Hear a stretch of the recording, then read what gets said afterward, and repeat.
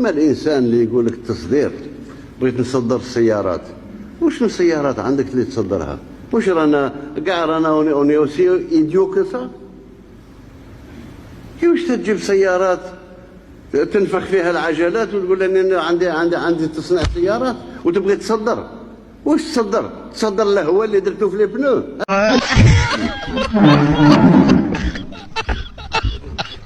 ولما يجيك المروك يقول لك حنا في قنواتنا ما نتكلموش عليك، ما راهوش يكذب عليك وقال لك الصح. راك على بالك خسرنا قضيه الصحراء المغربيه، سميتها الصحراء المغربيه. زيد الظريف، زيد البقوس، زيد ما تخافش ما تخافش.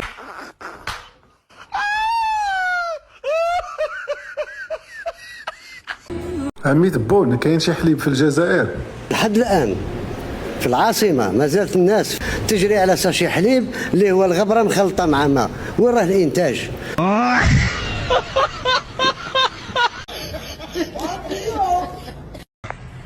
ماناش نستورد والو، راني نصدر.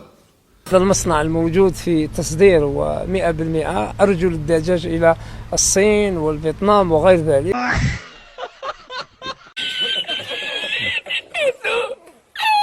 نجيبها كيف نجيبها؟ نزيد ناكد ما نقولش.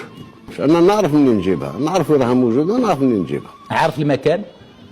الاماكن مش المكان.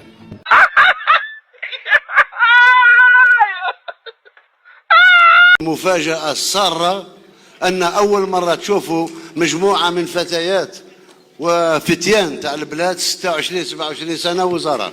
وزير منتدب لدى وزير الدفاع الوطني، رئيس أركان الجيش الوطني الشعبي السعيد شنقريحة.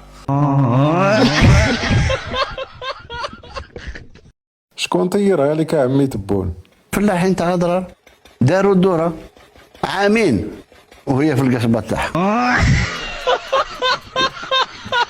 البطالة نتاعنا حتى لو ما قدرناش نقضي عليها اليوم، نقضي عليها من على عامين ولا ان شاء الله. وهي على كل حال اليوم في مستوى فرنسا، الدول الأوروبية بدات.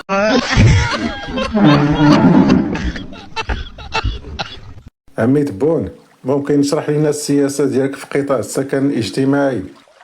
صعب باش تشرح كل شيء. غير شوف كي دير الله يحفظك، صبر معنا واشرح لنا كيفاش.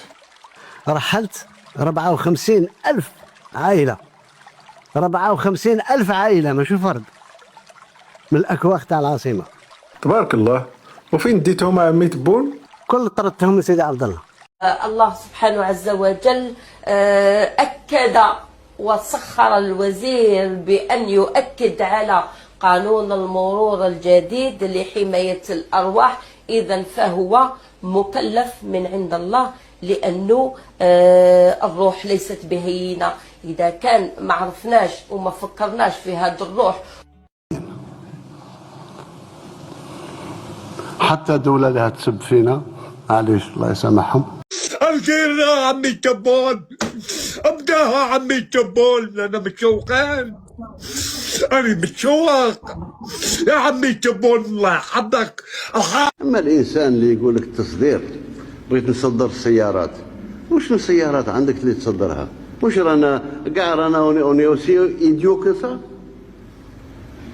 كيفاش تجيب سيارات تنفخ فيها العجلات وتقول اني عندي تصنيع سيارات وتبغي تصدر؟ واش تصدر الهواء اللي درتو في لي بنو؟ هذا ما عندك. مرة أخرى يؤكد المغرب الجزائر كانت تعطي القمح في وقت الرومان. العربي عاود نضلق طلع.